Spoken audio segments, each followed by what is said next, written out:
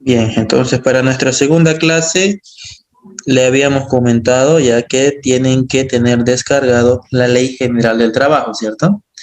Ustedes, bueno, su compañero, si no me equivoco, Luis Enrique, creo se los pasó ya por el chat, ¿no? Entonces es bueno que ustedes lo tengan a mano para que también, bueno, y que también vayan apuntando en una hoja aparte los artículos más importantes que vamos a leer el día de hoy y puedan tener así como sus apuntes, ¿no? Que van a ser de gran importancia porque no solamente vamos a leer artículos, ¿no? Sino que vamos a interpretar y vamos a dar ejemplos de cuándo se utilizan cada artículo. Entonces, eso que vamos a interpretar y dar ejemplos no está en la ley, ciertamente, ¿no? Entonces, es bueno que ustedes tomen los apuntes necesarios para poder dar un buen examen. Bien, vamos a abrir la Ley General del Trabajo para que todos ustedes puedan verlo, que de todas maneras tienen que tenerlo en su, ya, ahí abierto con ustedes, ¿no? Bien. Aquí está. Un minutinho. Ya. Se los comparto mejor con ustedes. Karina. Karina, ¿ya está usted en el grupo o no?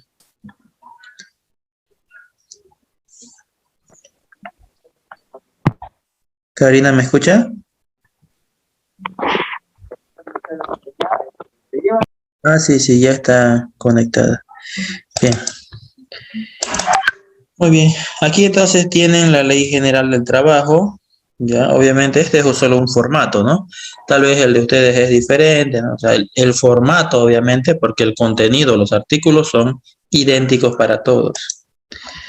Muy bien. Vamos a empezar nosotros leyendo. No vamos a leer toda la ley, ya, porque es un montón de artículos, ¿no? A ver si nos vamos hasta el final. Ahí está el artículo 122. Ya no vamos a leer 122 artículos, sino lo que son relevantes para la materia. Obviamente, por ejemplo, disposiciones generales, esto no lo vamos a leer. Vamos a hablar sobre el contrato de trabajo, ¿no? Ese documento que es realmente importante para toda empresa porque es un respaldo del vínculo laboral que existe entre el empleado y el empleador, ¿no? Vamos a ver qué tipos de contratos establece la ley o estipula la ley que pueden afectar tal vez o beneficiar a cualquiera de las dos partes, ¿no? Pero me están escribiendo un minutito, ya creo que alguien no va a poder leer, me dice.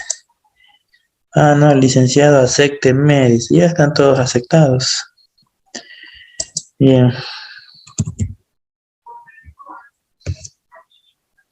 Ya, vamos a empezar a leer entonces. Ezequiel, usted ya ingresó, bueno, vamos a hablar al final de lo otro.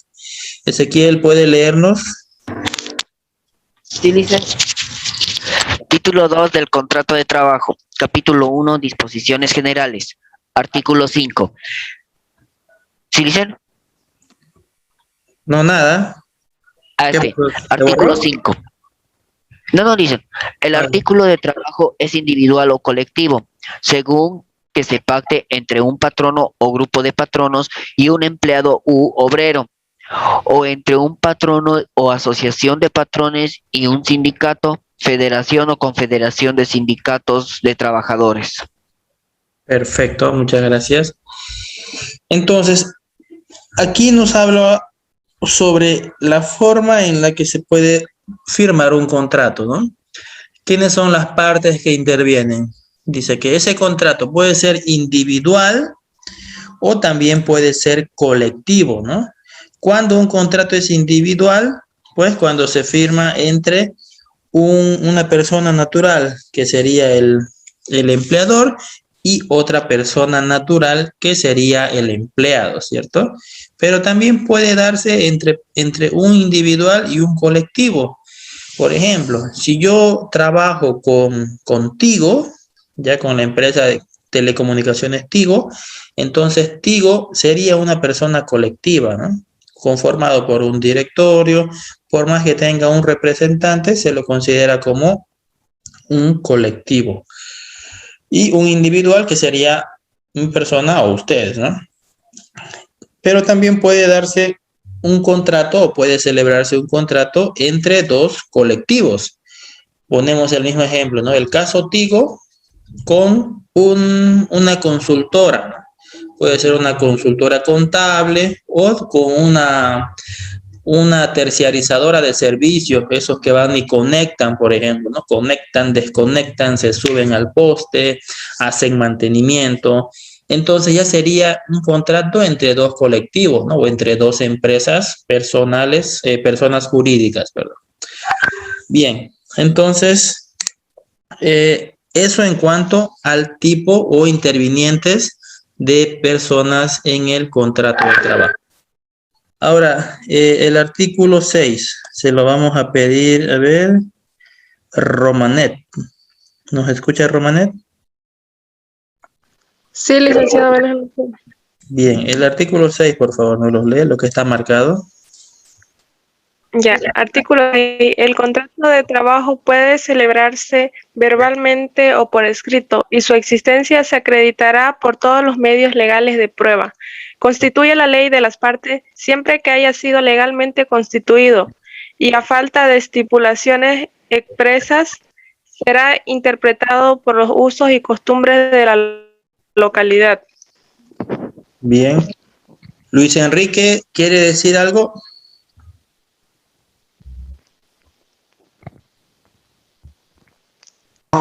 No le hice nada. Ay, ay, ay, que levantó la mano. Tal vez se le apretó entonces. Bien. Entonces, el contrato de trabajo puede ser, dice, verbal o escrito, ¿no? No siempre se va a dar la firma de un contrato de manera documental, sino que también puede ser de manera verbal, ¿no? En el caso de que, por ejemplo, nosotros como dueños de una casa querramos contratar a una doméstica, a un jardinero, ¿no? Lo que hacemos es un contrato verbal que tiene validez ante el Ministerio de Trabajo, ¿no? Entonces ahí es donde vienen muchos inconvenientes, por ejemplo. Si yo contrato una doméstica y le digo que va a ganar 2.000 bolivianos, no lo firmo en ningún lugar, ¿cierto? Es simplemente un contrato verbal entre ella y yo.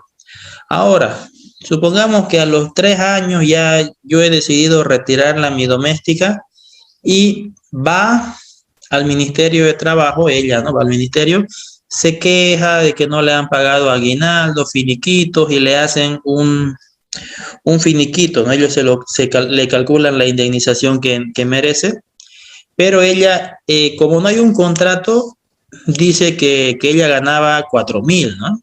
Para que obviamente, como es la base para los cálculos posteriores, tenga un mayor finiquito. Ustedes como contratadores o como empleadores, ¿no? Que han utilizado un contrato verbal, ¿cómo podrían respaldarse para demostrar al Ministerio de Trabajo que su sueldo real era 2.000 bolivianos? A ver, quiero escucharlos. ¿Qué ejemplos podrían darme para poder respaldarse de manera eficiente? Buenas noches, Lice. Buenas noches, Ruth. Sería pues que el sueldo mínimo no puede ser 4.000 a menos que esté estipulado por la ley. No se le puede pagar a una doméstica 4.000. Ya. Bueno, el sueldo mínimo estipula cuánto es lo mínimo que se le debe pagar, ¿no? Pero de ahí para arriba todo es válido, ¿no? Aquí, bueno, la pregunta sería, ¿cómo yo demuestro o qué puedo hacer, ¿no? Para resguardar o para protegerme, porque con un sueldo de 4.000 obviamente voy a pagar un mayor finiquito, ¿no?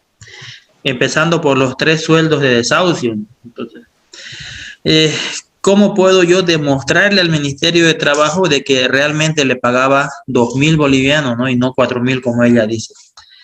A ver, ¿quién más tiene otra idea de cómo defendernos en ese caso?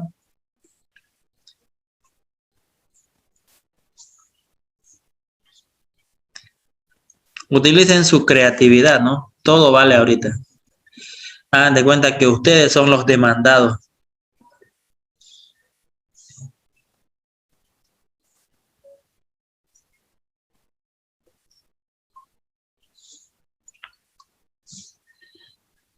No se les ocurre nada.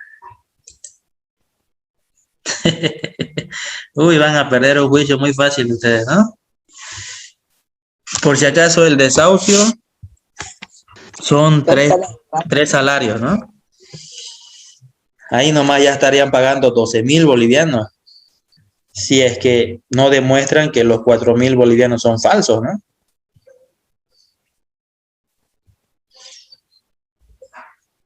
Ya. Bueno, a ver, a mí, por ejemplo, se me ocurriría pagarle su sueldo por banco, ¿no? Por transferencia bancaria, para que de esa manera quede un comprobante de que se le gira mensualmente 2.000, ¿no? Y no 4.000. Ya por más de que no haya un contrato de trabajo, ahí ya tengo una prueba, una constancia de cuánto se le paga mensualmente, ¿no? Después de eso están los testigos también. Tiene validez los testigos, pero hasta cierta parte, ¿no? Porque también puede llevar testigos la otra parte, aludiendo que sí paga 4.000. Bueno, pero yéndonos no debíamos mucho del artículo 6, ¿ya? Dice, el contrato puede ser verbal y escrito, ¿no? Los dos tienen validez ante la ley. Muy bien. Constituye la ley de las partes siempre que haya sido legalmente constituido y falta de estipulaciones expresas será interpretado por los usos y costumbres. Ya, bien.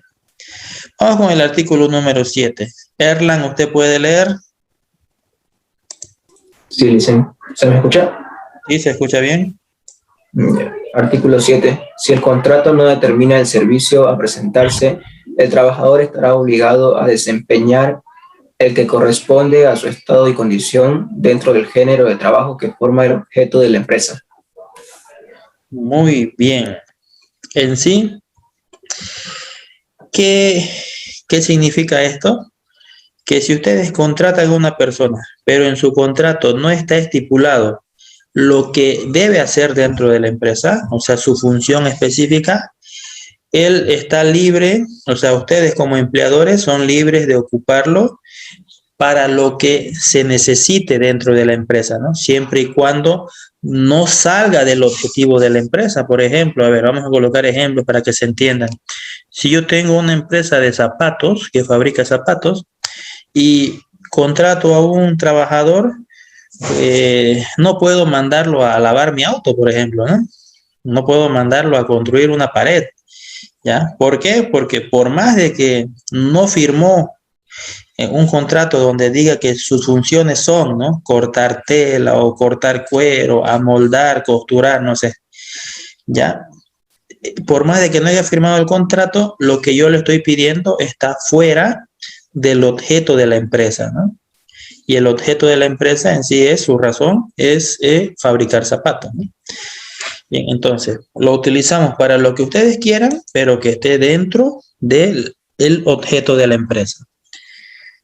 Muy bien, se entiende muy bien lo que es el artículo 7, ¿no? Claro y conciso. El artículo número 8. Lady Roca, ¿usted puede leer? Sí, Lisa, buenas noches. Buenas noches.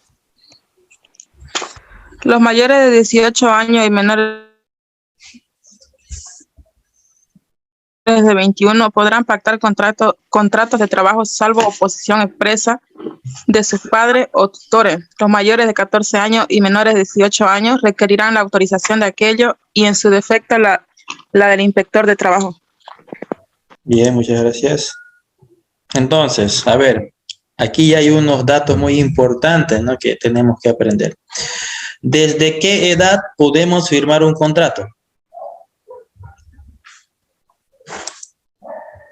18 años en adelante. 18 años, dicen. A ver, miren más abajito.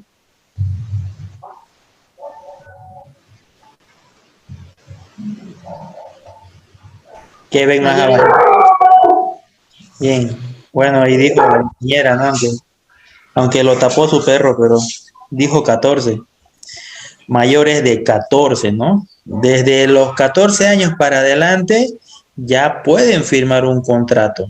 Pero, dice, entre 14 y 18 requieren sí o sí la autorización de sus padres, ¿no? Y también del inspector de trabajo, dice. Ahora, entre los 18 y 21 años, también ya son libres de firmar un contrato, pero ese contrato se anula si es que existe oposición de sus padres. Vean lo interesante de esto, ¿no? A los 18 no son libres todavía de firmar contratos como si fueran mayores de edad, ¿no? Si es que sus padres se oponen a lo que ustedes firmaron, entonces se anula el contrato de trabajo, ¿no? Ya, y de los 21 para adelante ya pueden hacer como ustedes deseen con su vida, ¿no? Entonces, no somos tan libres a los 18 años como uno piensa, ¿no? Según la ley. Entonces, para resumir, de 14 a 18 es con autorización de los padres.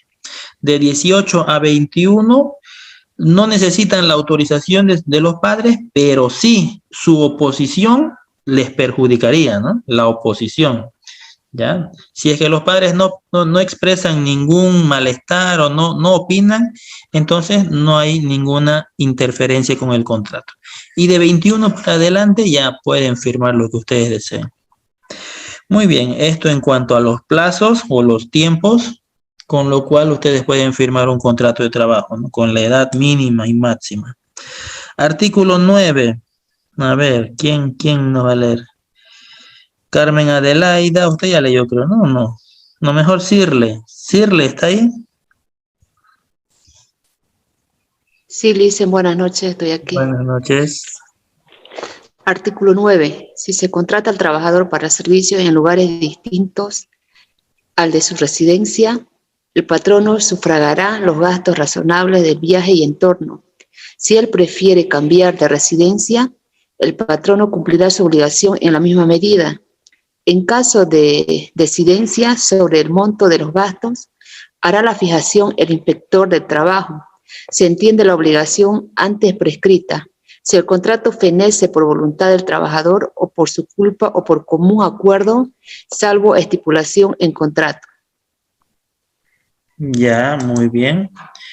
Entonces, en este artículo nos habla sobre los gastos viáticos, ¿no? El transporte, pero solamente en el caso de que el trabajador tenga que ir a viajar o a trabajar en un lugar diferente a su residencia, ¿no?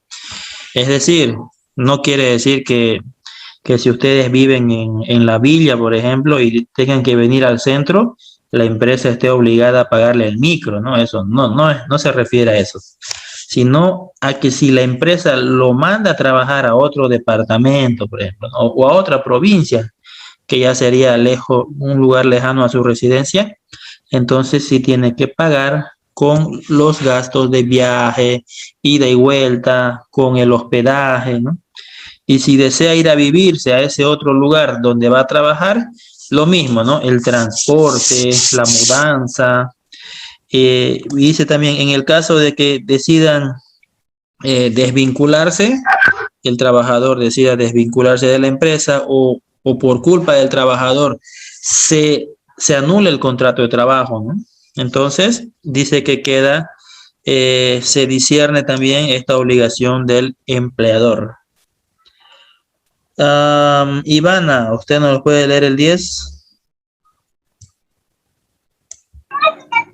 Sí, Licen. Ivana entró temprano hoy día, ¿no? Sí, salí temprano, Licen. Ya, muy bien. Entra el 10. Perdón, lea el 10. Cuando el trabajo se verifica en un lugar que diste más de 2 kilómetros de la residencia del trabajador, el Estado podrá, mediante resoluciones, imponer a los patronos las obligaciones del traslado. Ya, gracias. Eso es lo que dice la ley, ¿no? Pero muy, muy difícil de que se lleve a cabo esto, ¿no? 2 kilómetros. 2 kilómetros no es nada, ¿no? Bien, pero tal vez alguno pudiese ir al Ministerio de Trabajo y tratar de hacer valer este artículo, ¿no? Lo único que va a ganar es que el empleador se le venga encima, ¿no? O ganarse la enemistad del empleador. Bien, porque 2 kilómetros es muy poco, ¿no? Tienen que ir cuando dice el Estado podrá, se refiere al Ministerio de Trabajo, ¿no? Tendrían que ir al Ministerio de Trabajo, solicitar de que la empresa se haga cargo de sus pasajes, por ejemplo. O sea, como no es mucho, por lo general los trabajadores no tienen ninguna necesidad de acudir a este artículo, ¿no? Ahora vamos con el artículo número 11. Vamos a pedirle Nayit. ¿Nos escucha Nayit? Sí, Lice. Muy bien. Por favor, el artículo 11. La sustitución de patronos no afecta la validez de los contratos existentes. Sus efectos, el sustituido será responsable solidario del sucesor hasta 6 meses después de la transferencia. Bien. ¿Ustedes, alguien ya trabaja en alguna empresa que esté legalmente constituida, que tenga NIT, que emita factura, que tenga un gerente que no sea el dueño? ¿Alguien trabaja ya en una empresa?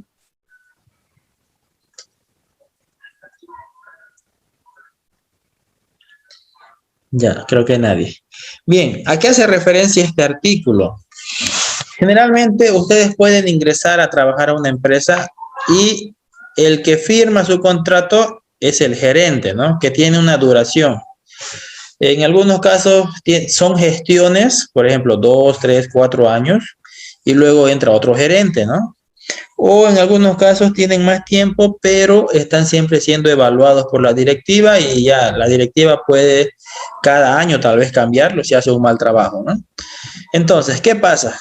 Si es que ustedes firmaron un contrato con un gerente y ese gerente después fue removido de su cargo, fue despedido, se retiró, lo ascendieron, lo que ustedes quieran, pero ya no está en su cargo, ¿no?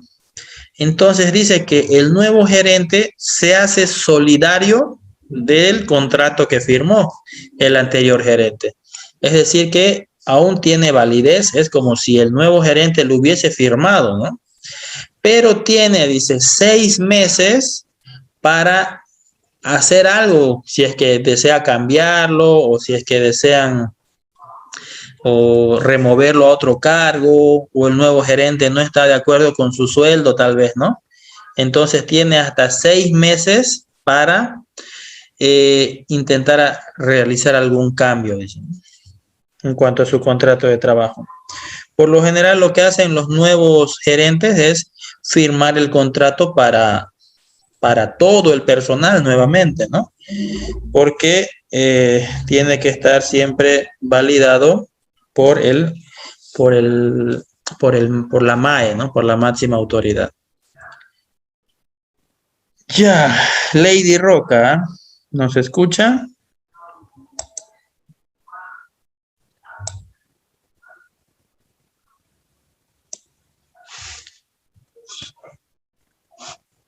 Ya no hay Lady. Maribel Avirari, ¿usted nos escucha? Buenas noches, Licem. Buenas noches. Artículo 12, por favor. El contrato podrá pactarse por tiempo indefinido, cierto tiempo, o realiza obra o servicio.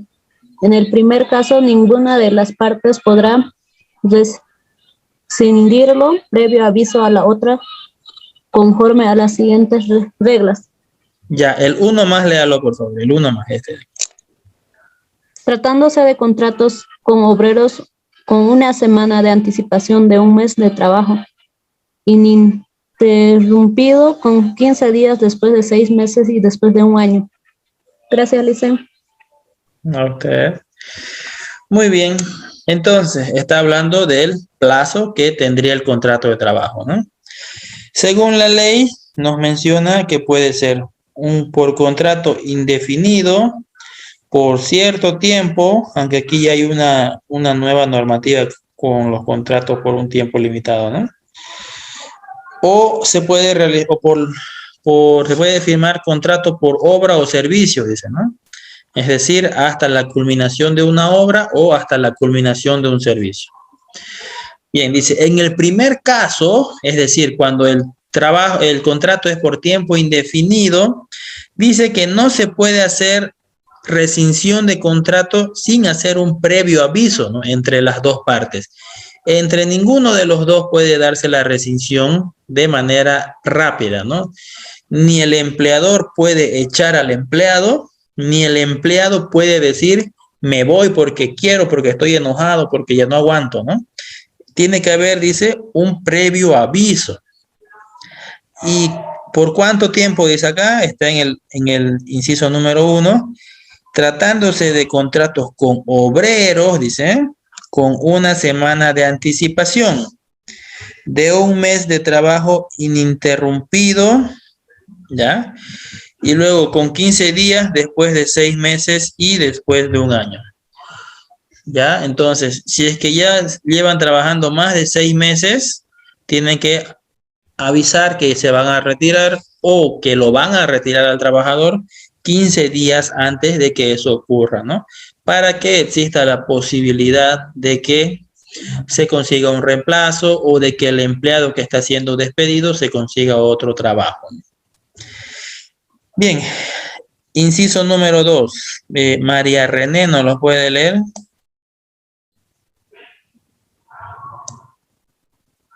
Sí, le dicen. Bien. Solo un ratín, es que mi pantalla está quebrada. Tratándose de contratos con empleados con 30 días de anticipación por el empleado y con 90 por el patrono. Después de 3 meses del trabajo interrumpido, la parte que omitiese el aviso abonará una suma equivalente al sueldo o salario de los periodos establecidos. Bien, bien, bien, muchas gracias. Entonces, aquí arriba en el inciso número 1 era en el caso de obreros, ¿no? Ya sea albañiles, jardineros, etcétera. Ahora, cuando ya son empleados, o sea, son personas de oficina, tiene que adelantarse con 30 días de anticipación por parte del empleado. Ya, o sea, de la persona que desea retirarse voluntariamente. Y el patrón tiene que avisar 90 días antes, dice. O sea que a uno tienen que avisarle que ya va a retirarse y aún puede trabajar 3 meses más. ¿Ya?